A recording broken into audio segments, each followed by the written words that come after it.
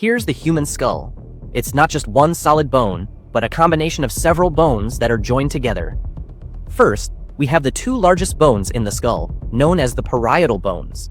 These bones come together to form the top of the head. The line where they meet in the middle is called the sagittal suture. Below that, you'll find the frontal bone, which makes up the upper front part of the skull. The seam where the frontal bone connects with the parietal bones is called the coronal suture. When a baby is still in the womb, these seams, or sutures, are covered by soft, flexible tissue. As the brain grows, these sutures gradually close.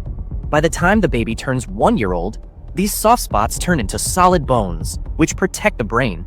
The brain is the most complex organ in the human body, with billions of nerve cells. It controls all of our body's functions and movements. Any damage to the brain can have serious consequences. Now, let's continue putting together the skull. Next, we have the maxillae, which are two irregularly shaped bones located on either side of the nose, right in the center of the face. On the sides of the maxillae are the zygomatic bones, or cheekbones. Together, these bones help form the structure of your face and play a major role in how you look. Moving down to the base of the skull in the center is the sphenoid bone, which connects all the other bones in the skull. Its shape resembles a butterfly, making it one of the most beautiful bones in the body.